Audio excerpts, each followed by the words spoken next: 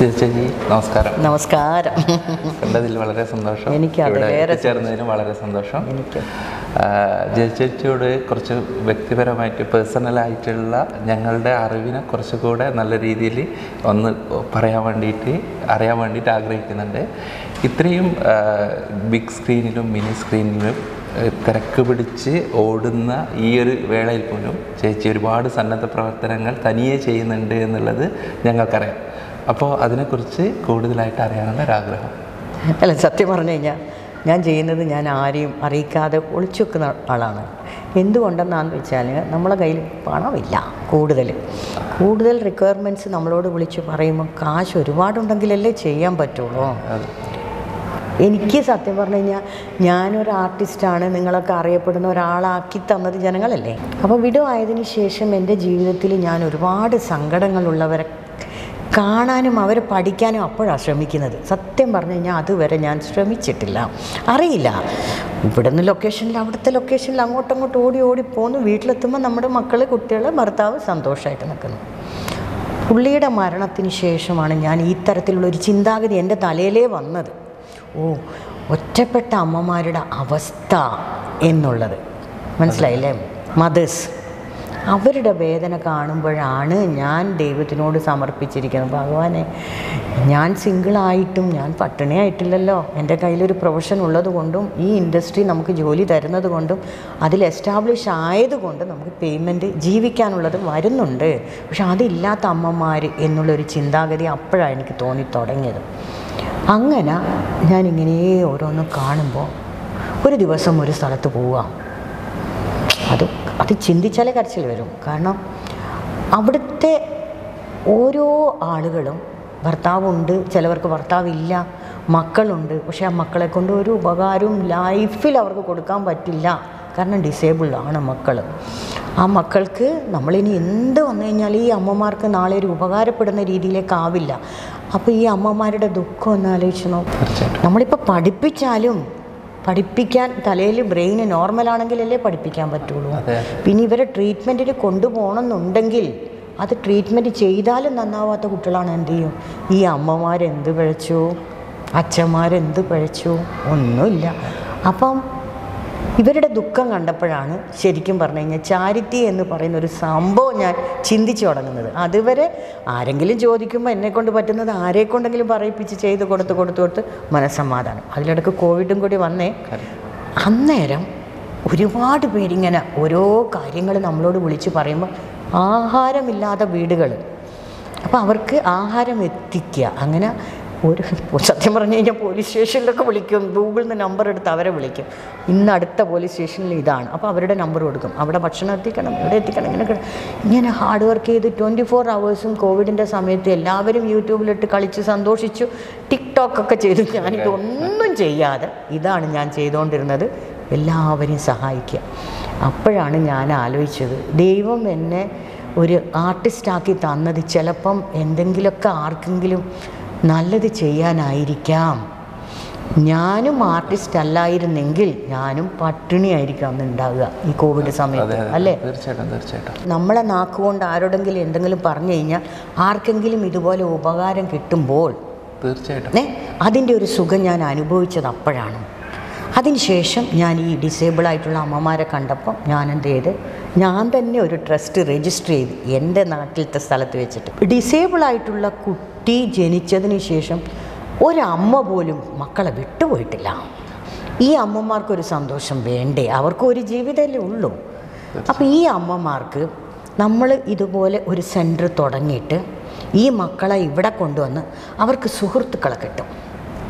ഞാൻ കണ്ട ഒരു കുട്ടി എന്ന് പറഞ്ഞു കഴിഞ്ഞാൽ ജീവിതത്തിൽ അടുത്ത വീട്ടിലൊരു കുട്ടിയായിട്ടൊന്നും ചിരിച്ചിട്ടില്ല. ആ കുട്ടി ബെഡിലാണ്, 24 മണിക്കൂറും ബെഡിലാണ്. ആ കുട്ടി സംസാരിക്കുന്ന ഒന്ന് മാത്രമാണ്, അമ്മ. ഒന്നുമില്ല. വിശക്കുമ്പോൾ എന്തോ ഒരു ശബ്ദം ഉണ്ടാക്കും. ആ ശബ്ദം ഉണ്ടാക്കുമ്പോൾ അമ്മക്കറിയാം ഇത് കുട്ടിക്ക് വെള്ളം കുടിക്കാനാണ്, അല്ലെങ്കിൽ ഉച്ചഭക്ഷണത്തിന് വിശന്നിട്ടാണ് ചോദിക്കുന്നതെന്നറിയാം. നമുക്കാർക്കും ഇത് മനസ്സിലാവില്ല. അപ്പോൾ ഈ അമ്മമാർ ത്യാഗം സഹിച്ച് കുഞ്ഞിന് വേണ്ടിയിരിക്കുകയാണ്. അപ്പം ഇവരൊന്ന് ചിരിക്കാൻ നമ്മളൊരവസരം എന്ന് കരുതിയാണ് ഞാൻ ട്രസ്റ്റ് രജിസ്റ്റർ ചെയ്തത്. പക്ഷേ അതിൻ്റെ ഒഫീഷ്യൽ എന്ന് പറഞ്ഞിട്ട് നമ്മൾ ചിന്തിക്കുമ്പം നമുക്കത് പോരാ. എന്തെന്ന് വെച്ച് കഴിഞ്ഞാൽ ഇങ്ങനെയുള്ള ഡിസേബിളായിട്ടുള്ള കുട്ടികളുടെ എല്ലാ ബിൽഡിങ്സും നമ്മൾ കൺസ്ട്രക്റ്റ് ചെയ്യുമ്പോൾ എല്ലാം ഗ്രൗണ്ട് ഫ്ലോർ വേണം, അപ്സ്റ്റെയർ പറ്റില്ല. ഡോക്ടേഴ്സിന് ട്രീറ്റ്മെൻറ്റ് ചെയ്യാൻ വേണം, ഇവർക്ക് എക്സസൈസോ ഇങ്ങനെയൊക്കെ ചെയ്യിപ്പിക്കണക്കില്ല, എല്ലാം ഗ്രൗണ്ട് ഫ്ലോറിൽ വേണം. പിന്നെ ഇവരുടെ വാഹനങ്ങൾ എന്തെങ്കിലുമൊക്കെ ഓട്ടിച്ച് പിടിച്ച് കളിക്കുന്ന അത്രയും സ്ഥലം വേണം. അപ്പോൾ എനിക്കതില്ല. അപ്പോൾ ഞാനെന്ത് ചെയ്തു എന്ന് പറഞ്ഞു കഴിഞ്ഞാൽ എൻ്റെ ട്രസ്റ്റിൻ്റെ പേരിൽ ഇങ്ങനെ ചെറിയ ചെറിയ ചെറിയ ചെറിയ കാര്യങ്ങൾ ചെയ്യുന്നു എന്നല്ലാതെ ഇതാണ് എൻ്റെ അൾട്ടിമേറ്റ് ആഗ്രഹം, ലക്ഷ്യമല്ല, ആഗ്രഹം. അപ്പോൾ എനിക്ക് തോന്നി എൻ്റെ മരണത്തിനുള്ളിൽ എൻ്റെ പൊന്ന് ദൈവം എനിക്കിതൊന്ന് ചെയ്ത് തരുവാണെങ്കിൽ ഞാൻ ഈ മക്കൾക്ക് ഇത് ചെയ്തു കൊടുത്തിട്ട് സത്യം എനിക്ക് അഭിനയം ഒന്നും വേണ്ട, ഈ കുഞ്ഞുങ്ങളോടൊപ്പം കളിക്കണം. ഈ അമ്മമാരെ ഒരു 10 ദിവസം അല്ലെങ്കിൽ ഒരു 2 മാസം ഈ കുഞ്ഞുങ്ങൾ ഇവിടെ വരുമ്പോൾ ഇവർക്ക് സുഹൃത്തുക്കളെ കിട്ടും. അപ്പോൾ ഈ അച്ഛനും അമ്മയും ഇവരെ കാണാൻ വരുന്ന വീട്ടിൽ കൊണ്ടുവന്നത് അവർക്ക് ഇഷ്ടപ്പെടില്ല. സുഹൃത്തുക്കളല്ലേ ഇവിടെ ഉള്ളത്. അപ്പോൾ ഈ സുഹൃത്തുക്കളെ കൂടെ ഇവർ കളിക്കുമ്പോൾ അച്ഛനമ്മ ഇനി ഒരാഴ്ച ഇല്ലെങ്കിലും ഇവരിവിടെ ഹാപ്പി ആണെങ്കിൽ ഈ അച്ഛനമ്മമാർക്ക് ഒറ്റ ജീവിതമല്ലേ ഉള്ളൂ. അവർക്ക് എവിടെയെങ്കിലും ഒന്ന് ഹാപ്പി ആയിട്ട് ഒരാഴ്ചയോ 10 ദിവസം പോകാമല്ലോ, ഒരു സ്വന്തക്കാരുടെ കല്യാണത്തിനോ അല്ലെങ്കിൽ ഒരു 4 ദിവസം എവിടെയെങ്കിലും ഒരു ക്ഷേത്രത്തിലോ ഗുരുവായൂരോ എവിടെയെങ്കിലും പോകണമെന്നുണ്ടെങ്കിലോ പള്ളിയിലോ എവിടെ വേണമല്ലോ അവർക്ക് പോകാം. ഈ മക്കളിവിടെ സേഫ് ആണെങ്കിൽ എവിടെ പോയാലും ഇവർക്ക് വീഡിയോ കോൾ വിളിച്ച് അച്ഛാ അമ്മ എന്ന് പറയുമ്പോൾ കുഞ്ഞ് പറയണം ഇപ്പോൾ വരണ്ടാന്ന് അച്ഛനമ്മ, കാരണം അവരിവിടെ ഹാപ്പി ആയിരിക്കണം. അങ്ങനെയുള്ള ഒരു സെൻറ്റർ തുടങ്ങാൻ വേണ്ടിയിട്ടാണ് ഞാൻ ട്രസ്റ്റ് രജിസ്റ്റർ ചെയ്തത്. പക്ഷേ നമ്മൾ ഉദ്ദേശിക്കുന്ന രീതിയേ അല്ല. ഗവൺമെൻറ്റിൻ്റെ സാങ്ഷൻ കിട്ടണമെന്നുണ്ടെങ്കിൽ ഇങ്ങനെ എല്ലാ നിയമങ്ങളും പാലിച്ചുകൊണ്ട് ചെയ്യണം. അപ്പം ഞാൻ ശരിക്കും പറയാം അത്യാഗ്രഹമാണോന്നും അറിയില്ല, ആരെങ്കിലും ഒരാൾ ഒരു സ്ഥലം എടുത്ത് തന്നിട്ട് ബിൽഡിങ്ങിൻ്റെ ഒരു പണി തുടങ്ങിയ സത്യം പറഞ്ഞു കഴിഞ്ഞാൽ ഒരു വർഷമോ 2 വർഷം കൊണ്ട് ഇത് ചെയ്യാൻ പറ്റും. എന്നിട്ട് ഈ അമ്മമാരുടെയും അച്ഛന്മാരുടെയും ചിരി കണ്ടിട്ട് എന്നെ മേലോട്ട് കൊണ്ടുപോയാലും സാരമില്ല. അത് ടേക്ക് ഓവർ ചെയ്തെടുക്കാൻ വേണ്ടിയിട്ട് എൻ്റെ അനിയത്തിയും കൂടിയുണ്ട്, അവൾക്കും ഇതിനോട് താല്പര്യമുള്ളതാണ്. അവൾക്കൊരു ഡിസേബിൾ കുട്ടിയുണ്ട്. അപ്പോൾ അവൾ പറഞ്ഞു ചേച്ചിക്ക് ഇങ്ങനെ ഒരു ചിന്ത വരുമെന്ന് എനിക്കും അറിയില്ല, ഞാൻ വിചാരിച്ചാൽ നടക്കൂല ചേച്ചി, അപ്പോൾ ചേച്ചി ചെയ്യുവാണെങ്കിൽ ഞാനും കൂടെ നിന്നിട്ട് ഞാനും കൂടെ ഇതിനു വേണ്ടി ശ്രമിച്ചോളാം എന്ന് പറഞ്ഞപ്പോൾ എനിക്ക് ആഗ്രഹമായി. ചേച്ചി ഈ ഒരു ട്രസ്റ്റിൻ്റെ പ്രവർത്തനത്തിനും ഒരുപാട് സന്നദ്ധ പ്രവർത്തനം കൂടുതൽ ചെയ്യാൻ വേണ്ടിയിട്ട് ചേച്ചി മുന്നേ പറയുന്ന ഒരു വീഡിയോയിലുണ്ടായിരുന്നു യൂസഫ് അലി സാറിനെ കാണണം, കൂടുതലായിട്ടുള്ള സപ്പോർട്ടുകൾ കിട്ടുന്നുള്ള പ്രതീക്ഷയുണ്ട് എന്നൊക്കെ. അതിനെക്കുറിച്ചിട്ട് എന്താണ് പറയാനുള്ളത്? പത്തനാപുരം ഗാന്ധി ഭവനിൽ ഞാൻ പോയിരുന്നു. എന്തിനാന്ന് വെച്ച് കഴിഞ്ഞാൽ എൻ്റെ ഹസ്ബൻഡ് മരിച്ചപ്പം ഒരു നേരത്തെ ഉച്ചഭക്ഷണം കൊടുക്കാനായിട്ടാണ് അവിടെ പോയത്. ഞാൻ അവിടെ ചെന്നപ്പോൾ എൻ്റെ മനസ്സിൽ വന്നത് എന്താണെന്നറിയോ, എൻ്റെ പൊന്നെ നമ്മളൊന്നും അനാഥരൊന്നും ആവില്ല, ഒരിക്കലും ആവില്ല. കാരണം എന്തെങ്കിലും കാരണവശാൽ എപ്പോഴെങ്കിലും അങ്ങനെ ഒറ്റപ്പെടുകയാണെങ്കിൽ അവിടെ സോമൻ സാറിൻ്റെ അടുത്ത് എത്തിയാൽ മതി. നമ്മളെ മാധവൻ ചേട്ടൻ അവിടെ ഇരിക്കുന്നുണ്ട്, മാധവൻ ചേട്ടൻ അന്ന് പോയി കണ്ടതാ, ഉമ്മയൊക്കെ വെച്ച് പോയിട്ട് കേട്ടോ. അപ്പോൾ ഞാൻ വിചാരിച്ചു അവിടെയൊക്കെ ചെന്ന് കഴിഞ്ഞാൽ നമുക്കങ്ങനെ അനാഥരാണെന്ന് തോന്നില്ല. അപ്പോൾ ആ പത്തനാപുരത്ത് അമ്മമാർക്ക് വേണ്ടിയിട്ട് യൂസഫ് അലി സാറ് ഒരു ബിൽഡിംഗ് കെട്ടിക്കൊടുത്തില്ലേ, അത് കണ്ടപ്പോൾ ഞാൻ കൊതിച്ചു പോയത് എന്താണെന്നറിയോ, എനിക്ക് യൂസഫ് അലി സാറിനെ കണ്ടിട്ട് സാറേ എനിക്ക് ഇതുപോലെ ഒരു സ്ഥലവും ഒരു ബിൽഡിങ്ങും എടുത്ത് തരുമോ ഈ അമ്മമാരെ സന്തോഷിപ്പിക്കാൻ എന്ന് പറയണം എന്നാണ് എനിക്ക് തോന്നിയത് കണ്ടിട്ട്. സാറേ എനിക്ക് വേറെ ഒന്നും വേണ്ട, കാശായിട്ട് എൻ്റെ കയ്യിൽ ഒന്നും തരണ്ട, കുറച്ച് സ്ഥലം കണ്ണൂരെടുത്തിട്ട് അവിടെ ഒരു ബിൽഡിങ്ങും കൂടി സാറ് ചെയ്ത് തരികയാണെങ്കിൽ ഈ അച്ഛനമ്മമാരെ സന്തോഷിപ്പിക്കുന്ന ഒരു ലൈഫ് എൻ്റെ എൻഡിൽ മരിക്കുന്നതിന് മുന്നേ തന്നെ എനിക്കിതൊന്ന് സാധിച്ചു കിട്ടിയാൽ അതിനപ്പുറത്ത് പുണ്യം എനിക്കൊന്നുമില്ല. ഞാൻ അതിൽ അന്നും വിശ്വസിക്കുന്നു, ഇന്നും വിശ്വസിക്കുന്നു, എൻ്റെ വരെ ഞാനതാ വിശ്വസിക്കുന്നു. എൻ്റെ അൾട്ടിമേറ്റ് അത് മാത്രമാണ്. ഈ ഒരു ട്രസ്റ്റിന് വേണ്ടിയിട്ട് ഇപ്പം ഇത് രൂപീകരിച്ചതിന് ശേഷം ചേച്ചി ഒരുപാട് ആൾക്കാരെ അപ്രോച്ച് ചെയ്തിരുന്നോ, അല്ലെങ്കിൽ ഞങ്ങളറിയുന്നത് ചേച്ചി തനിയെ കൂടുതൽ ഒറ്റയ്ക്കുള്ള എഫേർട്ടാണെന്നുള്ളത് ഞാൻ കുറച്ച് പേരെടുത്തൊക്കെ ഞാൻ പറഞ്ഞു, പക്ഷെ അവർ ഹെൽപ്ലെസ് ആണ്. പക്ഷേ ആ ട്രസ്റ്റ് വഴി എനിക്ക് ചെയ്യാൻ പറ്റുന്നത് കാരണം എന്ന് വെച്ച് കഴിഞ്ഞാൽ ഞാൻ ഒരിക്കൽ ഒരു 71 മക്കൾ, പെൺകുട്ടികൾ മാത്രം അനാഥരായിട്ടുള്ള മക്കൾ, അനാഥരെന്ന് പറയാൻ പറ്റാ, അച്ഛനും അമ്മയും ഉണ്ട് പക്ഷെ അവർക്കില്ല, അവരെവിടേക്കോ വരും, അങ്ങനെ ടേക്ക് ഓവർ ചെയ്യുന്ന ഒരു ബാലികാ മന്ദിരമുണ്ട് തിരുവനന്തപുരത്ത്. ഞാൻ അവിടെ പോയിരുന്നു. അവർക്ക് ഈവനിങ് ആഹാരം കൊടുക്കാൻ പോയതാണ്. വരാൻ നേരത്ത് അപ്പോൾ അവർക്ക് നമ്മളെ ടി വിയിൽ കണ്ട പരിചയമല്ലേ ഉള്ളൂ. ഓടി ഇങ്ങനെ വന്ന് കെട്ടിയൊക്കെ പിടിച്ചിട്ട് ഞാൻ പോയി വരട്ടെ മക്കളെ എന്നൊക്കെ ഇങ്ങനെ ചോദിക്കുമ്പോൾ ഇനി എപ്പോൾ വരും അമ്മ എന്ന് ചോദിച്ചു. ഈ അമ്മ എന്ന് വിളിച്ചപ്പോൾ എനിക്ക് ഇവിടെ നിന്ന് എന്തോ പൊട്ടിയതുപോലെ എനിക്ക് സങ്കടവും എല്ലാം വരുന്നു. വിളിച്ച കുട്ടിക്ക് എനിക്ക് തോന്നുന്നത് 14 വയസ്സുണ്ട്, മെച്ചുവേർഡായിട്ടുള്ള കുട്ടിയാണ്. ആ കുട്ടീനെ അങ്ങനെ ചേർത്ത് പിടിച്ചു. ഞാൻ വരാം, ഇനി അടുത്ത മാസം വരാം, ഞാൻ വരുമ്പോൾ മോൾക്ക് എന്താ വേണ്ടതെന്ന്. അപ്പോൾ ആ കുട്ടി പറഞ്ഞത് എന്താണെന്നറിയോ, ബിരിയാണിയും ഐസ്ക്രീമും കൊണ്ടു തരുമോ. ഈ കൊടുത്തതൊന്നും പോരാ, അവർക്ക് ആഗ്രഹം ബിരിയാണി ഐസ്ക്രീമാണെന്നും. ഞാൻ നെക്സ്റ്റ് മന്ത് നേരെ ബിരിയാണി ഉണ്ടാക്കിച്ച് അവിടുന്ന് ഐസ്ക്രീം വാങ്ങി ഈ മക്കൾക്ക് കൊണ്ടുപോയി കൊടുത്തു വരുമ്പം ആ കെയർ ടേക്കറായിട്ടുള്ള അവരോട് എൻ്റെ അടുത്ത് പറഞ്ഞത്, കഴിഞ്ഞ വർഷം വരെയും ഈ മക്കൾക്ക് സ്കൂൾ കാര്യങ്ങളെല്ലാം ചെയ്തു കൊടുക്കാനായിട്ട് ഒരമ്മയുണ്ടായിരുന്നു, കോവിഡ് വന്ന അമ്മ മരിച്ചു പോയി എന്ന് പറഞ്ഞു. 2022 പറയുന്നത്. അപ്പം ഞാൻ വെച്ച്, എന്നിട്ട് ഇത്തവണ കുഞ്ഞുങ്ങൾക്ക് സ്കൂൾ കാര്യങ്ങൾ ചെയ്യാൻ ആരുമില്ല മാഡം, നിങ്ങൾ ആരെങ്കിലും ഒന്ന് കണ്ടെത്തി തരുമോ എന്ന് ചോദിച്ചു.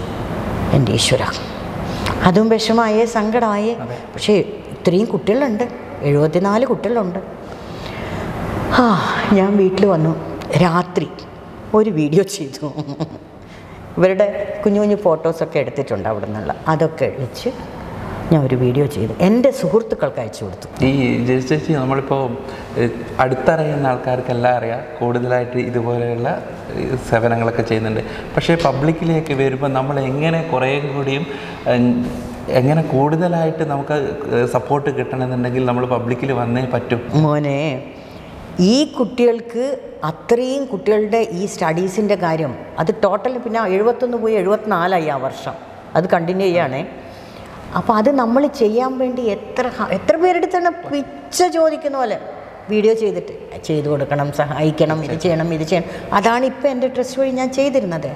പക്ഷേ നമ്മളിപ്പോൾ അത് പബ്ലിഷ് ചെയ്താൽ ഒരുപാട് ആളുകൾ വിളിക്കും. നമ്മളെ കൈ കാശ് വേണ്ടേ, നമ്മളെ കയ്യിൽ പണം വേണം. രണ്ടാമത് ഈ സഹായിക്കുന്ന ഗ്രൂപ്പുണ്ടല്ലോ, അവർ തന്നെയാണ് സഹായിച്ചുകൊണ്ടിരിക്കുന്നത്, പുതിയ ആളുകൾ ആരെയും കിട്ടിയിട്ടില്ല.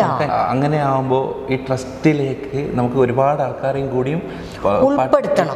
ഫണ്ടുള്ളവർ വേണം, ഉൾപ്പെടുത്താൻ എളുപ്പമാണ്. പക്ഷെ ഫണ്ട് ഇല്ലാത്തവന് ഹൃദയം മാത്രമുള്ളവർക്ക് പറ്റില്ല. സിനിമാ മേഖലയിൽ നിന്നും അതുപോലെ പൊളിറ്റിക്കൽ സൈഡിൽ നിന്നും നമുക്ക് എങ്ങനെ കൂടുതൽ ഏതെങ്കിലും രീതിയിൽ സപ്പോർട്ട് പ്രതീക്ഷിച്ചിരുന്നോ? സിനിമാ മേഖലയിൽ നിന്ന് ഞാൻ പ്രതീക്ഷിച്ചില്ല, കാരണം എല്ലാവരുടെയും കാര്യങ്ങൾ നമുക്കറിയുന്നതാണ്. പബ്ലിസിറ്റി ഓക്കെയാണ്, പിന്നെ ഉള്ളവരുണ്ട്, അത് അവർക്ക് ട്രസ്റ്റും ഉണ്ട്, അവർ അല്ലാതെ എന്നെ ചെയ്യുന്നുണ്ട്. പിന്നെ നമ്മളും പോയി അവരെ ബുദ്ധിമുട്ടിക്കാൻ പറ്റില്ല, മനസ്സിലായില്ലേ? പിന്നെയുള്ളവർ ഒരു സെക്കൻഡ് ലെവലിലുള്ളവരൊക്കെ അവർ ഹൈഫൈ ആയിട്ട് ജീവിക്കുന്നുണ്ട്. അതിൻ്റെയും താഴെയുള്ളവർ അവർക്ക് ജീവിക്കാനുള്ളത് അവർ ചെയ്യാമെന്നല്ലാതെ നമ്മൾ പോയി അവരിൽ നിന്നും പ്രതീക്ഷിക്കാൻ പറ്റില്ല. പക്ഷെ എന്നെ സഹായിച്ചതെല്ലാം സിനിമക്കാരല്ല, സുഹൃത്തുക്കളാണ്. എന്നെ അറിയുന്ന ചില സുഹൃത്തുക്കളുണ്ട്. ഇവിടെ തന്നെ നിങ്ങളുടെ എന്താ ഗഫൂർക്ക എന്ന് പറഞ്ഞൊരു കട നടത്തുന്നില്ല, അതിലൊരു തിരുവനന്തപുരത്തുകാരനുണ്ട്. അദ്ദേഹത്തിൻ്റെ പേര് വിജയൻ അങ്ങനെ എന്തോ ആണ്. അദ്ദേഹത്തിന് ഇതുവരെ ഞാൻ നേരിട്ട് കണ്ടിട്ടില്ല, സത്യം പറയാമല്ലോ. വിളിച്ച് എനിക്കൊരാൾ നമ്പർ തന്ന് വിളിച്ചു, ഇതാണ് മെനഞ്ഞാന്ന് വരാമെന്ന് പറഞ്ഞ് വന്നില്ല, ഇന്നലെ കാണാമെന്ന് പറഞ്ഞ് കണ്ടില്ല, പുള്ളിയുടെ തിരക്കാണ്. പക്ഷെ പുള്ളി മൂന്നാറിൽ ഒരു അച്ഛൻ ഉപേക്ഷിച്ച് പോയ ഒരമ്മ, 3 മക്കൾ, അതിലൊരു കുട്ടി കണ്ണ് കാണില്ല, സംസാരിക്കില്ല, കാത് കേൾക്കില്ല, ഒന്നുമില്ല. ആ കുട്ടീനെ വെച്ചുകൊണ്ട് അമ്മക്ക് എവിടെയും ജോലിക്ക് പോകാൻ പറ്റില്ല. 2 മക്കൾ വേറെ പഠിക്കുന്നുണ്ട്. അപ്പോൾ അവർക്ക് റേഷൻ ഫ്രീ ആണ്. റേഷൻ കഴിഞ്ഞിട്ടുള്ള ആഹാര സാധനങ്ങൾ, മറ്റുള്ള സാധനങ്ങൾ വാങ്ങണ്ടേ, റേഷൻ അരി മാത്രം പോരല്ലോ, വാങ്ങണമെന്നുണ്ട് കാശില്ല. അദ്ദേഹമാണ് മാസം 3000 രൂപ വെച്ച് അയച്ചു കൊടുക്കുന്നത്, ഇവിടെയുള്ള ഒരു വ്യക്തി. നല്ല മനസ്സ്. അത് ഞാൻ വിളിച്ചു പറഞ്ഞിട്ടാണ്, നേരിട്ട് ഇതുവരെ കണ്ടിട്ടില്ല. അങ്ങനെയുള്ള സുഹൃത്തുക്കൾ വഴിയാണ് ഞാൻ ചെയ്യുന്നത്. US-ലുള്ള ഒരു ഫ്രണ്ട് ഈ കുട്ടികൾക്ക് ബുക്ക് വാങ്ങാനൊക്കെ ചെയ്തിട്ടുണ്ട്. രാജെന്ന് പറഞ്ഞ് ഒരു സദാചാര പ്രണയകഥ എന്ന് പറഞ്ഞ ഒരു സിനിമയുണ്ട്, അദ്ദേഹം എന്നെ സഹായിച്ചിട്ടുണ്ട്. ഇതൊന്നും അവരും പറയുന്നത് പുറത്ത് പറയണ്ട, ഞാനും പറയുന്നത് ഇനിയും അടുത്ത കോള് വരും, പിന്നെ വരൂലേ, നമ്മൾ എവിടെ പോയി കൊടുക്കും? ഇത് അത് കൊടുക്കാൻ പൈസ ഇല്ലല്ലോ. അതുകൊണ്ട് ഈ ഉള്ളതിലൊതുങ്ങുക. പക്ഷേ ഇനി ഞാൻ പറഞ്ഞ എൻ്റെ ലക്ഷ്യം ഇതാണ്, ഇതിനുള്ളൊരു സഹായം ആരെങ്കിലും കിട്ടിയാൽ ഞാൻ അത് മാത്രമായിട്ട് പോകും. എനിക്കൊന്ന് ചേച്ചി ഇപ്പം നമ്മുടെ അറിയുന്ന ആൾക്കാരിൽ മാത്രമാണ് ഇതുപോലെ ഇത്രയും പ്രവർത്തനം ചെയ്യുന്നത് അറിയത്തുള്ളൂ. അതെ. അപ്പം ഞാൻ പേഴ്സണലി ആഗ്രഹിക്കുന്നത് ഒരുപാട് ആൾക്കാരിലേക്ക് ഇതെത്തുകയും ഒരുപാട് ആൾക്കാരുടെ സഹായം ചേച്ചിയുടെ ട്രസ്റ്റിലേക്ക് വരാനുള്ള തരാനുള്ള ഒരു മനസ്സവർക്ക് ഉണ്ടാവണം. ഉണ്ടെങ്കിൽ ഞാൻ ആ കുഞ്ഞുങ്ങളുടെ അമ്മമാരുടെയും അച്ഛന്മാരുടെയും ചിരി ഞാൻ കാണും. എല്ലാവരെയും ഞാൻ കാണിക്കും. അവർ ചിരിക്കണം. കാരണം 25 or 20 വയസ്സ് വരെ ഒരച്ഛനും അമ്മയും സ്നേഹിച്ച് ചക്കരെ മുത്തേ എന്നും പറഞ്ഞ് ഒരു മോള് ആ മോളെ കല്യാണം കഴിപ്പിച്ച് കൊടുത്ത് 2ാമത്തെ വർഷം ഒരു കുഞ്ഞ് ജനിക്കുമ്പോൾ ഈ അച്ഛനും അമ്മമാരും എത്ര സന്തോഷിക്കും. ഇവർ സ്വയം എത്ര അത് ഡിസേബിൾ ആയിപ്പോയാൽ ഇവരെന്ത് പിഴച്ചു. പിന്നെ ആ അച്ഛനും അമ്മയും ചിരിച്ചിട്ടില്ല, ഈ മുത്തശ്ശനും ചിരിച്ചിട്ടില്ല. അവരുടെ ജീവിതം ചിരിക്കാതെ ഇങ്ങനെ ലൈഫ് എൻഡ് വരെ പോവാന്ന് പറയുമ്പോൾ ഇങ്ങനെ ഒരു സെൻറ്ററുകൾ വരണം. എന്നിട്ട് അവർ അതിൽ, അതായത് ഈ മക്കൾ ഇവിടെ വന്ന് സുഹൃത്തുക്കളെ കണ്ട് അവരെ എൻജോയ് ചെയ്ത് അവിടെ വന്ന് വീട്ടിൽ പോകാൻ ഇവിടെയാണ് ഇഷ്ടം എന്ന് പറയുന്ന മക്കളെ നമ്മൾ ഉണ്ടാക്കണം. അപ്പോൾ അവർ സന്തോഷമായിട്ട് എൻജോയ് ചെയ്യട്ടെ. ഈ പ്രവർത്തനങ്ങൾക്ക് ബാക്കെൻഡിൽ സപ്പോർട്ട് തരണം എന്ന് ആഗ്രഹിക്കുന്ന ഒരുപാട് ആൾക്കാർ മിഡിൽ ഈസ്റ്റിലുണ്ടാവാം. അവർക്ക് എങ്ങനെയാണ് ചേച്ചിയിലേക്ക് ഈ സഹായങ്ങൾ എത്തിക്കാൻ പറ്റുക? ഏത് രീതിയിലാണ് കോൺടാക്ട് ചെയ്യാൻ പറ്റുക? നിങ്ങളെല്ലാവരും എന്നോടൊപ്പം ചേർന്നിട്ട് നിങ്ങൾ വഴി അത് വരട്ടെ. അല്ലാതെ ഞാൻ ഒറ്റ കേരളത്തിൽ നിന്നുകൊണ്ട് അവർക്ക് എന്നെ കോൺടാക്ട് ചെയ്യാന്ന് പറഞ്ഞ ഫോൺ നമ്പർ മാത്രമേ ഉള്ളൂ. പക്ഷെ ഞാൻ എൻ്റെ അക്കൗണ്ട് നമ്പർ തരാം, നിങ്ങളതിൽ ജോയിൻ ചെയ്യും. എന്നിട്ട് നിങ്ങളും കൂടി വാ, നിങ്ങൾക്കും കൂടി. ഞാൻ സത്യം പറയാം, ഈ എന്താ പറയുക, ചാരിറ്റി എന്ന് പറയുന്നത് എല്ലാവർക്കും പറ്റില്ല മോനെ. പക്ഷേ നമ്മളെ ഹൃദയം നമ്മൾ അതിനു വേണ്ടി ഒഴിഞ്ഞു വെച്ചിട്ട് അവരുടെ സങ്കടങ്ങൾ നമ്മൾ അവരോടൊപ്പം നിന്നുകൊണ്ട് അവർക്ക് സന്തോഷം കൊടുപ്പിക്കണം. അതൊരു വല്ലാത്തൊരു അനുഭൂതിയാണ്. ഇപ്പം എനിക്കെന്താണെന്ന് വെച്ച് കഴിഞ്ഞാൽ, ഞാൻ ആർട്ടിസ്റ്റ്, എനിക്ക് വേറൊരു ലോകത്തേക്ക് എൻജോയ് ചെയ്ത് പോകാം. ഇതൊന്നും എൻ്റെ ഇവിടേ ഇല്ല. എന്നെ ദൈവം ഇങ്ങനെയാണ് സൃഷ്ടിച്ചത്, മനസ്സിലായില്ലേ? അപ്പം എനിക്ക് അൾട്ടിമേറ്റ് ലാസ്റ്റ് ഇതാണെന്ന് തോന്നുമ്പം എന്നോടൊപ്പം എന്നെ മനസ്സിലാക്കുന്ന ഇതുപോലെ ഹൃദയമുള്ള കുറച്ച് പേരുണ്ടെങ്കിൽ എനിക്ക് ചെയ്യാമല്ലോ. ആർട്ടിസ്റ്റുകൾക്കുള്ള ഒരു സെൻറ്ററിനെ കുറിച്ചിട്ട് അതിനുള്ളൊരു പ്രിപ്പറേഷൻ ചെയ്യണം എന്നുള്ളത് കേട്ടിട്ടുണ്ട്. അതിനെക്കുറിച്ചിട്ട് എന്താണ് പ്ലാൻ? പ്രായമായ ആർട്ടിസ്റ്റുകളെ നമ്മൾ കാണുമ്പോഴോ വിളിക്കുമ്പോഴോ ഒക്കെ തന്നെ അവരവരുടെ വേദനകൾ എന്നോട് ഷെയർ ചെയ്തിട്ടുണ്ട്. അപ്പം ഞാൻ മനസ്സുകൊണ്ട് ഇങ്ങനെ ചിന്തിക്കുന്നത്, ഈ ആർട്ടിസ്റ്റുകൾക്ക് കിട്ടുമ്പോൾ, അതായത് വർക്ക് കിട്ടുമ്പം പേയ്മെൻറ്റ് കിട്ടും, ഹാപ്പിയാണ്. കാറ് വരുന്നു, ലൊക്കേഷനിൽ പോകുന്നു, അവിടെ നല്ല ആഹാരം കിട്ടുന്നു, നേരെ തിരിച്ച് വീടുകളിൽ കൊണ്ടുവിടുന്നു. വർക്കില്ലാതെ വരുമ്പോഴും പ്രായമായി വരുമ്പോഴും ഒരു ഭയങ്കര മിസ്സിങ് ആണ് അവർക്ക് ലൊക്കേഷൻ, ബാക്കിയുള്ള കാര്യങ്ങൾ. അവിടെ നമ്മൾ ലൊക്കേഷനിൽ സ്ത്രീ പുരുഷൻ അങ്ങനെ ഒരു വ്യത്യാസമേ അല്ല, സ്നേഹമാണ്. എൻ്റെ ചേട്ടൻ, എൻ്റെ അനിയൻ, എൻ്റെ അമ്മ, എൻ്റെ ചേച്ചി, എൻ്റെ ആൻറ്റി, ഇതിങ്ങനെ പറഞ്ഞിട്ട് നമ്മൾ സ്വന്തം രക്തബന്ധത്തെക്കാൾ കൂടുതൽ ലൊക്കേഷനിലുള്ള സഹോദരങ്ങളെയാണ് നമ്മൾ സ്നേഹിക്കുന്നത്. മനസ്സിലായില്ല? എത്ര പ്രായമായാലും ചേട്ടാ ചേട്ടാ ചേട്ടാ, അല്ലെങ്കിൽ നമ്മൾ അമ്മ ചേച്ചി ചേച്ചി ഇങ്ങനെ വിളിച്ച് നമ്മളതാണ്. അപ്പോൾ ഈ വയസ്സാകുമ്പോൾ ഒറ്റപ്പെടുമ്പോൾ ആരും കാണാനും പോകുന്നില്ല, ഒന്നുമില്ല. അപ്പം ഞാനിങ്ങനെ വിചാരിച്ചെന്താണെന്ന് വെച്ച് കഴിഞ്ഞാൽ, ഒരു വീടെടുത്തിട്ട് അത് സ്ത്രീ പുരുഷൻ എന്നില്ല, കാരണം നമ്മൾ സഹോദരങ്ങളാണ്. അവിടെ ലൊക്കേഷനിൽ വർഷങ്ങളായിട്ടതാണ്. അപ്പോൾ അവിടെ ഇല്ല, കിടന്നുറങ്ങാൻ റൂംസ് മാത്രം വേറെ മതി. പകൽ ഒരുമിച്ചാണ് നമ്മൾ ആഹാരം കഴിക്കുന്നത്, മനസ്സിലായില്ലേ? ഒരുമിച്ചാണ് ചിരിച്ച് കളിക്കുന്നത്. അപ്പോൾ പ്രായമായി ഒറ്റപ്പെടുന്ന അച്ഛന്മാരെയും അമ്മമാരെയും താമസിച്ച് ആഹാരം കൊടുത്ത് സന്തോഷിപ്പിക്കാനായിട്ടുള്ള ഒരു സെൻറ്റർ, അത് തിരുവനന്തപുരത്ത് ചെയ്യണം. കാരണം മാക്സിമം ആർട്ടിസ്റ്റുകൾ അവിടെയാണ്, മാക്സിമം ആർട്ടിസ്റ്റുകളും ജീവിക്കുന്നത് അവിടെയാണ്. ഞങ്ങളറിയുന്ന ആർട്ടിസ്റ്റുകൾ ഒരുപാട് നല്ല ലക്ഷറി ലൈഫ് നയിക്കുന്നവരും കൂടുതൽ വളരെ സന്തോഷത്തിൽ ജീവിക്കുന്നവരുമാണ്. എന്തുകൊണ്ടായിരിക്കും ഇങ്ങനെയുള്ള ആർട്ടിസ്റ്റുകളൊക്കെ ഈ അവസാന ഘട്ടങ്ങളിൽ ഇതുപോലൊരു അവസ്ഥയിലേക്ക് എത്താനുള്ളൊരു കാരണം? പണ്ട് കാലത്ത് ആർട്ടിസ്റ്റുകൾ കുറവാണ്. അതെ, മനസ്സിലല്ലേ? കുറച്ച് പേരുണ്ടെങ്കിൽ അവരെല്ലാത്തിലും അവരെ നമ്മൾ കണ്ടിട്ടുണ്ട്, അത്രയും എസ്റ്റാബ്ലിഷ് ആയിട്ടുണ്ട്. ഇന്ന് ഒരുപാട് ആർട്ടിസ്റ്റുകളുണ്ട്, ഒരുപാട് അവസരങ്ങളുണ്ട്. അപ്പം അവർക്ക് എന്താ വേണ്ടതെന്ന് വെച്ച് കഴിഞ്ഞാൽ, പുതിയ ഫേസ് വേണം എന്നിങ്ങനെ പറഞ്ഞിട്ട് അവർ പുതിയ ആൾക്കാരെ എടുക്കുമ്പോഴും പ്രായമാകുമ്പോൾ കാല് വയ്യ, മുട്ട് വയ്യ, എന്തെങ്കിലുമൊക്കെ പറയുമ്പോൾ അങ്ങനെയുള്ളവരെ അടുപ്പിക്കില്ല. കാരണം ഇവരെ കൊണ്ടു നടക്കാൻ പാടല്ലേ. അപ്പോൾ എന്ത് ചെയ്യും? ആരോഗ്യമുള്ളവരെ കൊണ്ടുവന്ന് അവരവരുടെ ജോലി കഴിഞ്ഞ് അങ്ങ് പറഞ്ഞു വിടും. അപ്പം ഇങ്ങനെയുള്ളവരെന്ത് ചെയ്യും? ഇവർക്കെന്ന് പറഞ്ഞാൽ ലൊക്കേഷൻ എന്ന് പറഞ്ഞാൽ കൊതിയ. ഇപ്പം ഞാനായാലും എവിടെയും കിടന്നു പോയാൽ എൻ്റെ ഡ്രീം മൊത്തം ആ സിനിമ ലൊക്കേഷൻ, ആ സീരിയൽ ലൊക്കേഷൻ. അവരിത് ചിന്തിച്ചു പോവും. അതാരും പറഞ്ഞിട്ട് കാര്യമില്ല. അപ്പോൾ അങ്ങനെ സ്നേഹിച്ചവരെല്ലാം ഒരു കൂട്ടായ്മയിലുണ്ടെങ്കിൽ അവരെ കൂടെ അവർക്ക് വളരാനും അവർക്ക് സന്തോഷിക്കാനുമുള്ളൊരു സെൻറ്റർ അതാരും ഇതുവരെ നടത്തിയിട്ടില്ല, ചിന്തിച്ചിട്ടില്ല. ഏതെങ്കിലും സംഘടനയുടെ ഭാഗമായിരിക്കും ഇങ്ങനെയുള്ള ചെറിയ ആർട്ടിസ്റ്റുകളൊക്കെ? അല്ലല്ല, ഒരു ടെലിവിഷൻ ആർട്ടിസ്റ്റ് ആത്മ എന്ന് പറഞ്ഞ ഒരു സംഘടനയുണ്ട്. അവർ അല്ലാത്ത കാര്യങ്ങളെല്ലാം നോക്കാനേ പറ്റുള്ളൂ. ഇതുപോലെയൊന്നും അവർക്ക് കെയർ ടേക്ക് ചെയ്യാൻ പറ്റില്ല. കാരണം ഞാനും ആ സംഘടനയുടെ ഭാഗമാണ്, ഞാൻ എക്സിക്യൂട്ടീവാണ്. അപ്പോൾ അതിൻ്റെ എല്ലാ കാര്യങ്ങളും നമുക്കറിയാം. നമുക്കെല്ലാം ജനറൽ ബോഡി വരുന്നുണ്ട്, അമ്മയുടെ ഇതുപോലെ അതൊക്കെ വരുന്നുണ്ട്. പക്ഷെ ഇതുപോലെ കെയർ ടേക്ക് ചെയ്തിട്ട് സംഘടനയ്ക്ക് കൊണ്ടുപോകാൻ പറ്റില്ല. അങ്ങനെ പറ്റില്ലല്ലോ, എവിടെ ആയാലും പറ്റില്ല. ഇതിങ്ങനെയുള്ളൊരു ട്രസ്റ്റിന് മാത്രമേ പറ്റത്തുള്ളൂ. ഇപ്പോൾ അമ്മയായാലും പാവങ്ങളായിട്ടുള്ള അവർക്കെല്ലാം കൈനീട്ടം എന്ന് പറഞ്ഞാൽ 5000 രൂപ കൊടുക്കുന്നില്ലേ. ആത്മക്കത് പറ്റില്ല. ആത്മ 65 വയസ്സ് കഴിഞ്ഞ സ്ത്രീകൾക്കായാലും പുരുഷനായാലും ഇത് ജനറൽ ബോഡിയുടെ അന്ന് 5000 രൂപ വെച്ച് കൊടുക്കുന്നുണ്ട്, അന്നത്തെ ദിവസം കൊടുക്കുന്നുണ്ട്. പക്ഷേ എന്നും അത് ചെയ്യാൻ അത്രയും ബഡ്ജറ്റ് അങ്ങനെ പറ്റത്തില്ല. ഇതല്ല, ഇതിങ്ങനെ ഒരു ട്രസ്റ്റ് അങ്ങനെയുള്ളവർക്കേ പറ്റത്തുള്ളൂ. നമ്മൾ എന്ത് ചെയ്യുകയാണെങ്കിലും അതിനൊരു ഡെഡിക്കേഷൻ മൈൻഡ് ഇല്ലാത്തവർക്ക് പറ്റില്ല. തീർച്ചയായിട്ടും ഡെഡിക്കേഷൻ മൈൻഡ് വേണം. അത് എൻജോയ് ചെയ്യണം. നമ്മൾ മനസ്സിൽ നമ്മൾ പ്രായം കണ്ടെത്തണം. അതെല്ലാം നമ്മൾ അവരോടൊപ്പം നിന്ന് സ്നേഹിച്ച്, കാരണം പ്രായമാകുമ്പോൾ നമുക്കൊരു ടെൻഷൻ കൊടുക്കരുത് അവർക്ക്. അവരെ സ്നേഹിക്കുക. നമുക്ക് എന്തെങ്കിലും ടെൻഷൻ വരികയാണെങ്കിൽ കൂളായിട്ട് ഇങ്ങനെ ചെവിയിൽ മാത്രം വെക്കുക, ഫേസിൽ ചിരിച്ച് സ്നേഹിക്കുക. അമ്മ, ചേച്ചി, ചേച്ചി, ചേച്ചിമാർ. കാരണം അസുഖങ്ങളൊക്കെ കാണുമേ ആ സമയത്ത്. അവർക്ക് മാക്സിമം സ്നേഹം കൊടുത്ത് ടൈം പാസിനുള്ള എല്ലാ അവസരങ്ങളും കൊടുത്തു കഴിഞ്ഞാൽ അവരുടെ അസുഖമെല്ലാം അവർ മറന്നുപോകും. പിന്നെ കൂടെ നിൽക്കാനും സ്നേഹിക്കാനും നമ്മളെ കൂടെ ഉണ്ടായിരുന്ന ചേട്ടന്മാരും ചേച്ചിമാരും കൂടെ ഉണ്ടെന്നവരും അവരിതൊന്നും ഓർക്കൂല, അസുഖമൊന്നും ഓർക്കൂല. ചിരിച്ച് സന്തോഷം. 3 നേരം ആഹാരം, കുളിക്കാനുള്ള അവസരങ്ങൾ, പിന്നെ എക്സസൈസ് ചെയ്യാനോ എൻജോയ് ചെയ്യാനോ ഉള്ളത്. അല്ല, ടി വിയിൽ വെച്ച് ഒരു ഹോം തിയേറ്റർ പോലെയൊക്കെ വെച്ച് കൊടുത്തു കഴിഞ്ഞാൽ എല്ലാ പ്രോഗ്രാംസും അവർക്ക് അവിടെ കാണാൻ പറ്റും. എല്ലാവരും ഇവിടെ കാണാൻ പറ്റും. അവർ എൻജോയ് ചെയ്യും. അതാണ് എൻ്റെ പ്ലാന്. അങ്ങനെയൊന്ന് ചെയ്തു കൊടുത്താൽ ഇത് രണ്ടേ ഉള്ളൂ, വേറെ ഒന്നുമില്ല. എന്തെങ്കിലും സ്റ്റാർട്ട് ചെയ്തിട്ടുണ്ടോ? അല്ലെങ്കിൽ ഇല്ല, ഈ ട്രസ്റ്റ് വഴി ചെയ്യാമെന്ന് മാത്രമേ ഉള്ളൂ. ഞാൻ പലരിടത്തും ട്രസ്റ്റ് ഇങ്ങനെ എന്താ പറയുക, നല്ല രീതിയിൽ ട്രസ്റ്റ് നടത്തുന്നവരോടൊക്കെ ഞാൻ പറഞ്ഞിട്ടുണ്ടായിരുന്നു. പക്ഷേ കോവിഡ് വന്നതിന് ശേഷം എല്ലാവരും ഡൗൺ, ആരും കുറ്റം പറഞ്ഞിട്ട് കാര്യമില്ല, എല്ലാവരും ഒന്ന് ഡൗൺ ആയിപ്പോയി. എന്നോട് പറയും നല്ല ആഗ്രഹമാണ്. എന്നെ ഓരോരുത്തർ പറയും, സാധാരണ എല്ലാവരും വളരെ ഗംഭീരമായിട്ട് എന്താ പറയണ്ടത്, സെലിബ്രിറ്റി സ്റ്റാറ്റസിൽ അങ്ങ് ജീവിക്കാൻ പോകുമ്പോൾ ഇങ്ങനെ ഒരു ചേച്ചി നമുക്ക് കിട്ടിയിരിക്കുന്ന ചേച്ചിയുടെ മൈൻഡ് ഇങ്ങനെയാണ് പോകുന്നത്.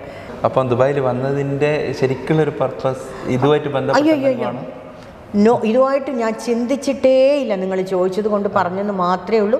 ദുബായിൽ അതിനു വേണ്ടി വന്നതല്ല, എൻ്റെ ഒരു സുഹൃത്ത് വഴി അവർക്ക് വേണ്ടി അവരോടൊപ്പം ഒരാഴ്ച അത് അവരെന്നെ വിളിച്ചു. അവരുടെ കുഞ്ഞിനെ ഞാൻ കണ്ടിട്ടില്ല, പ്രസവിച്ചിട്ട് കണ്ടിട്ടില്ല. അപ്പോൾ എപ്പോഴും എന്നോട് ചോദിക്കും, എപ്പോഴാണ് ആൻറ്റി ഫ്രീ ആകുന്നതെന്ന് ചോദിക്കും. കഴിഞ്ഞ പ്രാവശ്യം ഇങ്ങനെ വിളിച്ച സമയത്ത് ഞങ്ങളുടെ വേറൊരു ഫ്രണ്ട് ഉണ്ടായിരുന്നു, അവരും കൂടി വന്ന സമയത്താണ് ചേച്ചിനെ കിട്ടുമോ നോക്ക്, അപ്പോൾ നമുക്ക് ഇവിടെ ഒരു 3-4 ദിവസം സന്തോഷിക്കാമല്ലോ എന്ന് പറഞ്ഞു. അങ്ങനെ വിളിച്ചിട്ട് അങ്ങനെ വന്നു. എനിക്ക് 23-ാം തീയതി ഷൂട്ടാണ്, 21-ാം തീയതി വൈകിട്ട് ഞാൻ കയറും, 22-ന് അവിടെ എത്തണം. ഒരു നിമിത്തമാവുമെന്ന് ഞങ്ങൾ പ്രതീക്ഷിക്കുന്നു. നിമിത്തം. കാര്യം ഇപ്പോൾ ദുബായിൽ ഒരുപാട് ആൾക്കാർ, ഇങ്ങനെയുള്ള നല്ല മനസ്സുള്ള ഒരുപാട് ആൾക്കാരുണ്ട്. അവർക്കൊരു നല്ല ഒരു സ്ഥലത്തേക്ക് അവരുടെ ഒരു സന്നദ്ധ പ്രവർത്തനത്തിൻ്റെ ഒരു ഭാഗമാകാൻ വേണ്ടി ആഗ്രഹിക്കുന്ന ആൾക്കാരുണ്ട്.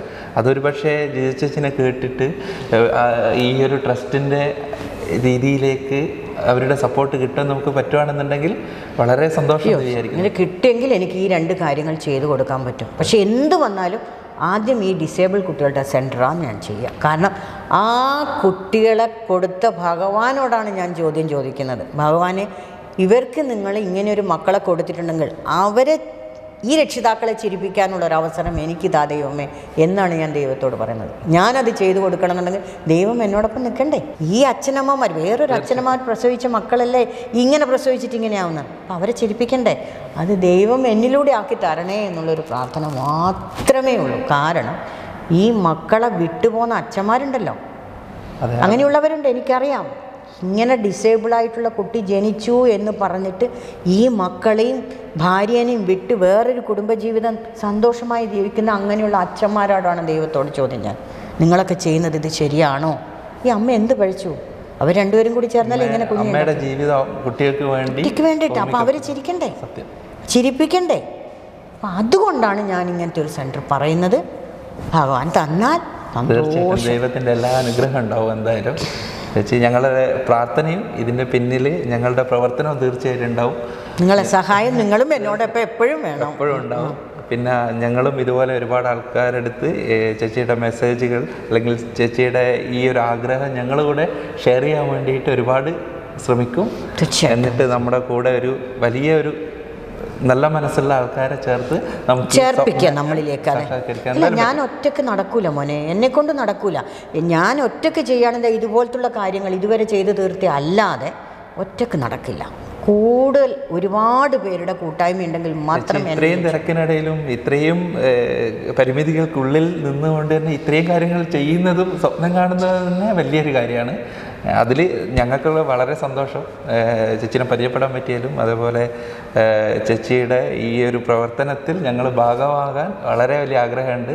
പരിചയപ്പെട്ട ആ സമയം തൊട്ട് ഞങ്ങൾ നമ്മുടെ സർക്കിളിലുള്ള എല്ലാവരോടും ഈ കാര്യങ്ങൾ ഷെയർ ചെയ്യുന്നുണ്ട്. അപ്പം തീർച്ചയായിട്ടും എല്ലാവരെയും സപ്പോർട്ട് നമ്മൾ പ്രതീക്ഷിക്കുന്നുണ്ട്. ദുബായിൽ നിന്ന് അല്ലെങ്കിൽ മിഡിൽ ഈസ്റ്റിൽ നിന്ന് ഞങ്ങൾക്കുള്ള എല്ലാവിധ സർക്കിളിലും ഞങ്ങൾ കാര്യങ്ങളെല്ലാം അവതരിപ്പിക്കാനുള്ള ശ്രമം നടത്തും. സത്യത്തിൽ എനിക്ക് തോന്നുന്നതാണ് ദൈവം ഇവിടെ വരുന്നതിനും ഒരു ദിവസം മുന്നേ, ഒറ്റ ദിവസം മുമ്പേ ചിറയൻകീഴ് ക്ഷേത്രത്തിൽ എനിക്ക് അപ്രതീക്ഷിതമായി പോകാൻ പറ്റി. അവിടുന്ന് എനിക്കൊരു നാരി പൂജ കിട്ടി. ഞാൻ അതിൽ സുഖിക്കുന്നതല്ല, പക്ഷേ അപ്രതീക്ഷിതമായി കിട്ടിയതാണ്. ചിലപ്പോൾ ഭഗവാൻ എന്നെ അനുഗ്രഹിച്ച് ഇങ്ങോട്ട് വിട്ടതായിരിക്കാം എന്ന് ഞാൻ പ്രാർത്ഥിക്കുന്നു. അല്ലാതെ എനിക്കത് അന്നത്തെ ദിവസം അത് കിട്ടേണ്ട കാര്യമല്ല. അന്ന് ജഗതി ചേട്ടൻ എത്തേണ്ട സ്ഥാനത്ത് ചേട്ടന് പനിയായത് കാരണം എന്നെ അവർ വിളിച്ചു. അവിടെ ചെന്ന് എനിക്കിത് കിട്ടി. അത് ചിലപ്പം എന്നെ ഒന്ന് ദൈവം ശുദ്ധികലശം ചെയ്ത് ഇങ്ങോട്ട് വിട്ടതായിരിക്കാം ഈ സംഭവങ്ങൾ നടക്കാനും കുട്ടികൾക്ക് സന്തോഷിക്കാനുള്ള ഒരു അവസരം നൽകും. അങ്ങനെ ഞാൻ വിശ്വസിക്കുന്നു. അത് ചേച്ചി ചെയ്യുന്ന നല്ല കാര്യങ്ങളുടെ പ്രാർത്ഥന ദൈവം കേൾക്കും. തീർച്ചയായിട്ടും അതിൻ്റെ ഒരു ഭാഗമായിരിക്കും. ദൈവം തന്നെ കേൾക്കുന്നത്. ഞാൻ ഒരുപാട് ദൈവത്തിന് മാത്രം വിശ്വസിക്കുന്ന ഒരാളാണ്. ഞാൻ അൺനെസസറി ടോക്ക് ചെയ്യുന്ന ആളല്ല. ചേച്ചി ഒരുപാട് രാജ്യങ്ങളിൽ യാത്ര ചെയ്തിട്ടുണ്ട്, ഒരുപാട് പ്രോഗ്രാം നടത്തിയിട്ടുണ്ട്, പേഴ്സണൽ വിസിറ്റ് നടത്തിയിട്ടുണ്ട്. പക്ഷേ ദുബായിൽ വരുമ്പോൾ ചേച്ചിക്ക് ഉണ്ടാവുന്ന ഒരു എന്താണ് ചേച്ചിയുടെ ഒരു ഫീലിംഗ് ദുബായിനെ കുറിച്ചിട്ട്? സത്യം പറഞ്ഞു കഴിഞ്ഞാൽ എയർപോർട്ടിൽ നിന്ന് ഇറങ്ങി പുറത്ത് വരുമ്പോൾ ഇവിടുത്തെ പേരും ചൂടുണ്ടല്ലോ, അത് കാണുമ്പോൾ ഇവിടെയുള്ള നമ്മുടെ മലയാളി മക്കളെ ഓർക്കുമ്പോൾ എനിക്ക് സങ്കടം. സത്യം പറയാലോ, ഭയങ്കര സങ്കടം വരും. പക്ഷേ ഞാൻ തന്നെ സ്വയം ഓർക്കും, മക്കളെ നിങ്ങൾ നമ്മളെ നാട്ടിൽ നിന്ന് കഴിഞ്ഞാലും ഇത്രയൊന്നും സാലറി ഒന്നും കിട്ടത്തില്ല, കഷ്ടപ്പെടാതെ ഒന്നും നടക്കില്ലല്ലോ. എന്നാലും ഈ പ്രവാസി എന്നും പറഞ്ഞിട്ട് ഈ യൂട്യൂബിലൊക്കെ അല്ലെങ്കിൽ ഫേസ്ബുക്കിലൊക്കെ ഓരോന്ന് പറയുന്നത് കേൾക്കുമ്പോണ്ടല്ലോ സങ്കടം തോന്നാറുണ്ട്. എത്ര കഷ്ടപ്പെട്ടിട്ടാണ് അവരിവിടുന്ന് നാട്ടിലേക്ക് വന്ന് കുടുംബത്തിനെയും മറ്റുള്ളവരെയും ഒക്കെ സംരക്ഷിക്കുന്നത്. എത്ര കഷ്ടപ്പെട്ടിട്ടാണ് അത് മനസ്സിലാക്കണം, നാട്ടിലുള്ളവരും മനസ്സിലാക്കണം. എനിക്കത് ഭയങ്കര വേദനയാണ്. ഞാൻ അന്ന്, അതായത് 14 കൊല്ലം മുന്നേ പേർഷ്യക്കാരെന്ന് പറഞ്ഞ ഒരു പടം ഇവിടെയായിരുന്നു ഷൂട്ട്. അന്നേരം ആദ്യമായിട്ടാണ് ഞാൻ വരുന്നത് ദുബായിലെ. അതിനുശേഷം പിന്നെയും 2-3 പ്രാവശ്യം വന്നു. പക്ഷേ അതിന് ഇറങ്ങിക്കഴിഞ്ഞ് പുറത്തെ ചൂടൊക്കെ കാണുമ്പോൾ മലയാളി കുട്ടികൾ ഇങ്ങനെ കൺസ്ട്രക്ഷൻ വർക്കിലൊക്കെ ചെയ്യുമ്പോൾ, എടാ ബാബു വാ, ആ സൗണ്ട് ഇപ്പോഴും എനിക്കുണ്ട് എൻ്റെ ചെവിയിൽ, എടാ ബാബു നീ വാ, വീഴല്ലേ എന്നപ്പോൾ ആ ബിൽഡിങ്ങിൻ്റെ ഇവിടെ നോക്കുമ്പോൾ ഇങ്ങനെ കൂടെ നിന്നിട്ട് എന്തോ ഒരു ഇതിൽ തൂങ്ങിയിട്ടാണ് അത് ചെയ്യുന്നത്. വേദന തോന്നി. അമ്മമാരുടെ മക്കൾ അവരറിയുന്നില്ലല്ലോ അല്ലേ. എന്നിട്ട് നാട്ടിൽ പോയിട്ട് ഞാൻ എൻ്റെ അമ്മയോടൊക്കെ പറയുമായിരുന്നേ, അമ്മ നാട്ടിൽ നിന്ന് വരുന്ന സമയത്ത് എൻ്റെ ചേട്ടൻ സൗദി അറേബ്യയിലാണ്, ദയവേത് നീ അവൾക്ക് അത് കൊണ്ടുവന്നില്ല എന്നെങ്കിൽ ഇവൾക്ക് ഇത് കൊണ്ടുവന്നില്ല, ഇങ്ങനെ പരിഭവം പറയരുത്. അവർ തരുന്നത് സന്തോഷമായി എല്ലാവർക്കും ഷെയർ ചെയ്യുക. അതില്ല ഇതില്ല എന്ന് ഇനി ഒരിക്കലും പറയാനും പാടില്ല.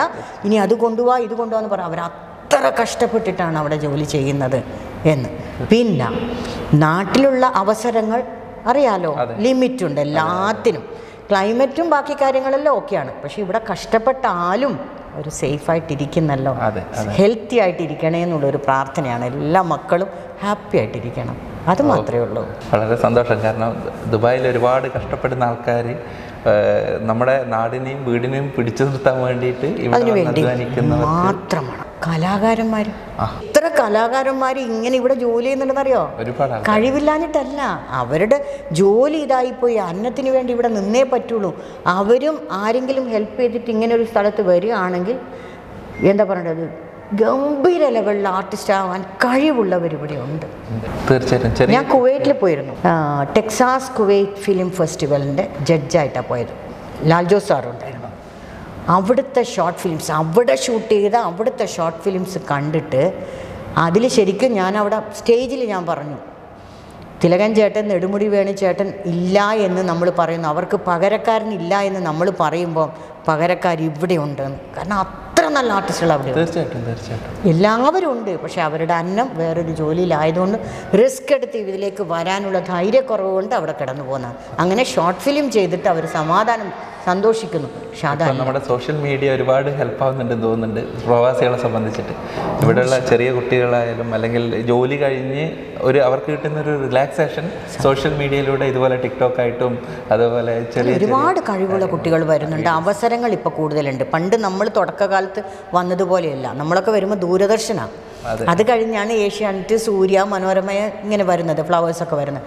പക്ഷേ ഇന്ന് അവസരങ്ങൾ കൂടുതലുണ്ട്. പിന്നെ സെൽഫായിട്ടും അവർക്ക് മാർക്കറ്റ് ചെയ്യാമല്ലോ യൂട്യൂബ് വഴിയൊക്കെ. ഈ ദുബായിൽ കുട്ടികൾക്ക് വേണ്ടി ഒരു സംഘടന പോലെ അവരുടെ കഴിവിനെ പരിപോഷിപ്പിക്കാൻ വേണ്ടിയിട്ട് E7 എന്ന് പറഞ്ഞിട്ട് ഒരു ചാനൽ, ഒരു മീഡിയ, അതേപോലെ തന്നെ ഒരു സംഘടന നമ്മൾ അതിൻ്റെ പണിപ്പുരയിലാണ്. Very good. ഒരുപാട് കുട്ടികൾക്ക് നല്ല കഴിവുകളുള്ള കുട്ടികളെ നമ്മൾ കണ്ടെത്തിയും നമ്മൾ തന്നെ അവരുടെ കഴിവിനെ പ്രൊമോട്ട് ചെയ്യാൻ വേണ്ടിയിട്ടുള്ള ശ്രമം നടത്തുന്നുണ്ട്. Very good, very good. ഇവിടെ ഒരുപാട് കുട്ടികളുണ്ട് നല്ല ടാലൻറ്റഡ് ആയിട്ടുള്ള. അവർക്ക് വേദികൾ കിട്ടണം നല്ല രീതിയിൽ അവരുടെ കഴിവിനെ. പഴയ കുട്ടികളല്ല ഇപ്പോൾ, ഇതൊക്കെ കാണാൻ പറ്റൂലേ യൂട്യൂബ് ഇങ്ങനെ കാണുന്ന കുട്ടികൾ. അപ്പം നമ്മൾ ആ സമയത്ത് ഭക്ഷണം കൊടുക്കുന്നു, ഇത് തെറ്റാണ്. TV അല്ല ഫോണ് കണ്ട് ഭക്ഷണം കൊടുക്കരുതെന്നൊക്കെ പറയും. പക്ഷേ ഇച്ചിരി കൂടുതൽ കഴിക്കാൻ വേണ്ടി നമ്മളത് ചെയ്തു വെക്കും. എന്നിട്ട് ഇതെല്ലാം കഴിഞ്ഞ് ഇനി ഭക്ഷണം കഴിഞ്ഞ് ഇനി മതി എന്ന് പറയുമ്പോൾ എൻ്റെ വീട്ടിലെ കുട്ടീൻ്റെ കാര്യമാണ് പറഞ്ഞത്. ഇതങ്ങനെ തന്നെ ഡിറ്റോ ഇവിടെ പ്ലേ ചെയ്യും, കളിക്കും. ഹിന്ദി 4 വയസ്സുള്ള കുട്ടി ഹിന്ദി സംസാരിക്കുന്നു ഇത് കണ്ടിട്ട്. നമ്മൾ പണ്ടങ്ങനെ പറയോ? പിന്നെ ഇംഗ്ലീഷിൽ ഇതെല്ലാം ഇങ്ങനെ കണ്ടുകൊണ്ടിരിക്കുന്നു, സ്കൂളിൽ പോകുന്നു. നമ്മൾ എന്തെങ്കിലും കൂടുതൽ, ഇപ്പം ഞാനായാലും കൂടുതൽ എന്തെങ്കിലും സമയം will you please shut your mouth? 4 വയസ്സുള്ള കുട്ടി നമ്മളോട് ഇങ്ങോട്ട് ചോദിക്കും. നമുക്ക് പറ്റുമായിരുന്നോ? നമുക്ക് അങ്ങനത്തെ സ്മാർട്ട് മക്കളാണ് ഇനിയുള്ള ജനറേഷൻ. അതെ, ഇവിടെ ഒരുപാട് സംഘടനകൾ, പാരൻസിനൊക്കെ ഒരുപാട് സംഘടനകളുണ്ട്. പക്ഷേ കുട്ടികൾക്ക് വേണ്ടിയിട്ടൊരു സംഘടന അവരുടെ കഴിവിനെ പരിപോഷിപ്പിക്കുക എന്നുള്ള രീതിയിലൊക്കെ അവസരങ്ങൾ ഉണ്ടാക്കി കൊടുക്കുക എന്നുള്ളതാണ് ഞങ്ങളുടെ അതിലുള്ളൊരു ലക്ഷ്യം. ഒരുപാട് അഡ്വൈസുകൾ വേണ്ടി വരും, അതിലേക്ക് സപ്പോർട്ടുകൾ വേണ്ടി വരും. 100%. ഞാൻ നിങ്ങൾക്ക് വേണ്ടി ഞാൻ ഓടി വരാം, ഒരു പ്രശ്നമില്ല. വളരട്ടെ മക്കൾ, അടുത്ത യൂത്ത് വളരണം, ഗംഭീര.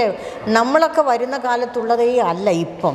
ഇനി ഒരു 10 years കഴിയുമ്പോൾ നമ്മളിലും നിൽക്കില്ല. അവരങ്ങനെ നമ്മൾ ഡെവലപ്പ് ചെയ്ത് കൊണ്ടുവരണം. ചേച്ചിയുടെ പ്രവർത്തന മണ്ഡലം തിരുവനന്തപുരം ബേസ്ഡാണ്. എന്നാലും കേരളത്തിൽ എവിടെയാണ് ചേച്ചിയുടെ ബാക്ക്ഗ്രൗണ്ട്? ഇതൊക്കെ അറിയാനുള്ള ഒരു അതെന്താന്ന് വെച്ച് കഴിഞ്ഞാൽ, സത്യം പറഞ്ഞു കഴിഞ്ഞാൽ ഞാൻ കണ്ണൂരാണ് ജനിച്ചത്. കണ്ണൂർ മേലെ ചൊവ്വേന്ന് ബൈ റോഡ് ഒരു 1.5 കിലോമീറ്റർ മുണ്ടയാട് എന്ന് പറഞ്ഞൊരു സ്ഥലമുണ്ട്. അവിടെയാണ് എൻ്റെ ജന്മസ്ഥലം. എൻ്റെ വീട്ടുപേര് ഗോകുലം എന്നാണ്. അന്ന് അതായത് ഞാൻ ജനിച്ചപ്പോഴാണ് ആ വീട് വെച്ചത്. അന്ന് എൻ്റെ അച്ഛനിട്ട പേരാണ് ഗോകുലം. ആ വീടാണ് ഇപ്പോൾ എൻ്റെ വീട്. എനിക്ക് എൻ്റെ അച്ഛൻ തന്ന വീടാണത്. കലാമണ്ഡലം വനജ ടീച്ചറാണ് എന്നെ ഡാൻസ് പഠിപ്പിച്ചത്. ഞാൻ ഡാൻസ് ഡിഗ്രിയാണ്, ഭരതനാട്യം. അപ്പം അങ്ങനെ മേലെ ചൊവ്വ ഹൈസ്കൂളിൽ പഠിച്ചു. പഴശ്ശിരാജ NSS കോളേജ് സ്റ്റഡീസ് കഴിഞ്ഞു. പിന്നെ കല്യാണം കഴിച്ച് നേരെ പോകുന്നത് ഊട്ടിയിലാണ്. ഊട്ടിയിൽ ഹസ്ബൻഡിന് അവിടെ ബ്രൂക്ക് ബോൺസിൽ മാനേജറായിരുന്നു. പിന്നെ അവിടുന്ന് ഞാൻ മോൻ്റെ ഇത് കഴിഞ്ഞ് മോനെ LKG ചേർത്ത ഉടനെ ഞാൻ അവിടെ ജോലിക്ക് ജോയിൻ ചെയ്തു. ഊട്ടിയിൽ സ്കൂളിൽ ജോലി, അക്കൗണ്ട്സ് ഓഫീസറായിട്ട് ജോലി ചെയ്തു. പക്ഷെ അവിടുത്തെ തണുപ്പ് എന്നെ വല്ലാതെ ബുദ്ധിമുട്ടിച്ചു. ഓവർ തണുപ്പായിരുന്നു അന്നത്തെ കാലം. അങ്ങനെ പിന്നെ ഷിഫ്റ്റ് കോയമ്പത്തൂർ. അപ്പോഴാണ് ഈ ദൂരദർശൻ്റെ ഇത്. അന്നേരമാണ് TV കാണുന്നത്, അതുവരെ കണ്ടിട്ടില്ല, ബ്ലാക്ക് ആൻഡ് വൈറ്റ്.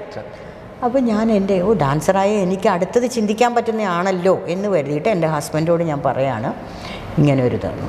അന്നേരമാണ് മാറി ചിന്തിക്കുന്നത്. അങ്ങനെ ഷിഫ്റ്റഡ് ടു ട്രിവാൻഡ്രം. എന്നിട്ട് മെർലാൻ സാറിലെ കുമാർ സാറിന്, മെർലാൻ കമ്പനീൻ്റെ കുമാർ സാറിൻ്റെ ഒരു ഇൻ്റർവ്യൂവിന് അറ്റൻഡ് ചെയ്തു. അവരുടെ ഒരു സീരിയലിന് വേണ്ടിയിട്ട് അറ്റൻഡ് ചെയ്തപ്പോൾ നെക്സ്റ്റ് ഡേ അഭിനയിക്കാൻ പറയുന്നു. സീനത്തിന് വേണ്ടി വെച്ച ഒരു ക്യാരക്ടർ അവർ സിനിമയിൽ തിരക്കായപ്പോൾ അവർക്ക് വരാൻ പറ്റിയില്ല. അപ്പോൾ അങ്ങനെ നെക്സ്റ്റ് ഡേ അഭിനയിക്കുന്നത്. അങ്ങനെ തുടങ്ങി അവിടെ സെറ്റിൽ ചെയ്താലേ കിട്ടുള്ളൂ. തിരിച്ചു പോയാൽ കിട്ടത്തില്ല, ബുദ്ധിമുട്ടാണ്. കാരണം പ്രൊഡ്യൂസേഴ്സിന് എപ്പോഴും എന്നെ വരുത്തുക പിടിക്കുക. അവിടെയുള്ളവർക്ക് ചാൻസസ് ഉണ്ട്, ദൂരെയുള്ളവർക്കില്ല. അങ്ങനെ വാടകയ്ക്ക് വീടെടുത്ത് താമസിച്ചു. അങ്ങനെ താമസിച്ച് കഴിഞ്ഞപ്പോൾ വാടക കൊടുത്തപ്പോൾ ചോദിച്ചു എങ്കിൽ പിന്നെ ഒരു വീട് വെച്ചാൽ പോരെ എന്ന് എഴുതി ഹൗസിംഗ് ലോൺ എടുത്ത് വീട് വെച്ചു. അങ്ങനെ സെറ്റിലായി. ഇപ്പം ട്രിവാൻഡ്രം വിട്ട് പോവില്ല, കാരണം അങ്ങനെ ഒരു സർക്കിളാണ് അവിടെ ആക്കി വെച്ചത്. പക്ഷേ ട്രിവാൻഡ്രത്തിന് ഒരു പ്ലസ് പോയിൻ്റ് ഉണ്ട്. എന്താണെന്നറിയാം, അവിടുത്തെ ജനങ്ങൾ കഴിവുള്ളവരെ നന്നായിട്ട് അംഗീകരിക്കും. അത് നമ്മൾ പറഞ്ഞേ പറ്റുള്ളൂ. അവിടുന്ന് വന്നതാ ഇവിടുന്ന് വന്ന അങ്ങനെയൊന്നുമില്ല.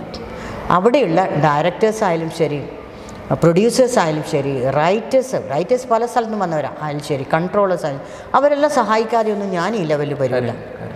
അവരുടെയൊക്കെ ഒരു സഹായം കൊണ്ട് മാത്രമാണ് ഇന്നൊരു സെലിബ്രിറ്റി സ്റ്റാറ്റസ് എന്ന് പറഞ്ഞ് നമ്മൾ നിൽക്കുന്നത്. പിന്നെ അസോസിയേഷനിൽ വന്ന് അങ്ങനെയുള്ള ബാക്കി എല്ലാ ബന്ധങ്ങളുമായി പിന്നെ പ്രൊഡ്യൂസ് ചെയ്തു. അപ്പോൾ അങ്ങനെ ആയി. ഗോകുലം ഗോപാലൻ സാറിൽ നിന്ന് 25 ലക്ഷം രൂപ കടം വാങ്ങിയിട്ടാണ് ആദ്യത്തെ പ്രൊഡക്ഷൻ ചെയ്തത്. അദ്ദേഹവും എന്നെ സഹായിച്ചിട്ടുണ്ട്. അപ്പോൾ അങ്ങനെ ഒരു ഓരോ ജോലികൾ വരികയല്ലേ, അങ്ങനെ ഒരു അവസരം വരുമ്പോൾ അങ്ങനെ ഡെവലപ്പ് ആകുന്നു.